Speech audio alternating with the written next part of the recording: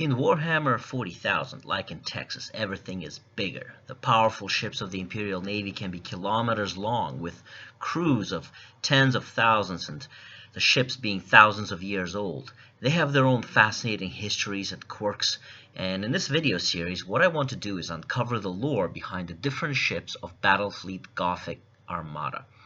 As always, all the art, game sounds, and different Warhammer 40,000 terminology is the property of Games Workshop, Tyndall's Game Studios, and other respective copyright holders. And with that disclaimer out of the way, here we go. We will begin our discussion with the Imperial Lunar class cruiser. Why the Lunar class? Because it is the most numerous cruiser type, and all other Imperial cruisers are really just Lunar class hulls with different weapons and a few other modifications. This cruiser is the most iconic ship in the Imperial Navy and is a powerful and versatile ship. More than 600 Lunar-class cruisers serve in the Battlefleet Obscura Segmentum, and more than 20 of these served in the Gothic War. This made them the backbone of the Imperial Battlefleet Gothic. The Lunar class predates the 37th millennium. It is not a complicated design, it's very durable and versatile.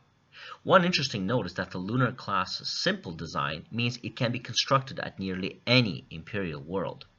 An example of this was the lunar cruiser Deros, which fought in the Gothic War. It was constructed at the feral world of Unloth. Think Stone Age or barely out of Stone Age. The primitive tribesmen were convinced and forced by the planetary governor to mine and smelt metals, which were then sacrificed at these sky temples and basically lifted into orbit at each vernal equinox. After 11 years of unceasing toil, the tribes were rewarded with the sight of a bright new star moving across the heavens, the cruiser Deros finally joining the battlefield. The Lunar class measures 5 kilometers long, 0.8 kilometers abeam at fins. It has an approximate mass of 28 megatons and a crew of 95,000.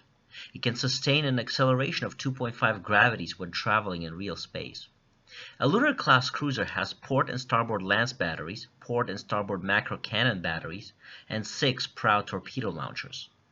Rogue traders, the exploring conquistadors and nefarious privateers of the Imperium, who acquire a Lunar-class cruiser, often replace the torpedo tubes and torpedo storage space with cargo storage instead. By the way, the painted miniature image, which I found on dakadaka.com through Google image search, it is amazingly well painted, by the way, is an older Lunar class variant created by a talented hobbyist. Within the Imperial Navy, there is a very broad variation of how ships look like, even within the same class. So it is not uncommon to see Lunar class cruisers with all sorts of different prow shapes and fin shapes. The Lunar-class cruiser excels in the brutal close-quarters line battles with its powerful lance and macro cannon batteries. It opens the engagement with salvos of torpedoes before trying to close in with the enemy and pummel them at short range with its massive broadsides. Its thickly reinforced prow and general toughness also means that ramming is often an effective tactic. Among the Battlefleet Gothic, the noteworthy lunar cruisers included the Iron Duke, Retribution, Agrippa, Minotaur, Justicar, and Lord Deros. Interestingly enough, during the Gothic War, the Minotaur and Lord Deros cruisers had their torpedoes replaced with Nova cannons, demonstrating the versatility of this cruiser type.